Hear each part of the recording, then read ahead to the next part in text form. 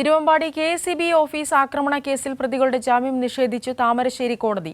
നിർഭയമായി ജോലി ചെയ്യാൻ പൊതുസേവകർക്ക് അവസരമുണ്ടാവണം. ഇത്തരം കേസുകളിൽ യാതൊരു വിട്ടുവീഴ്ചയ്ക്കും ഇടയില്ലെന്നും കോടതി നിരീക്ഷണം.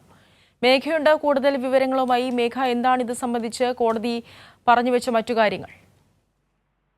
ആവണി, തിരുവമ്പാടി KSEB ഓഫീസ് ആക്രമണ കേസിലാണ് ഇപ്പോൾ കോടതിയുടെ നിർണായകമായ നിരീക്ഷണം ഉണ്ടായിരിക്കുന്നത്.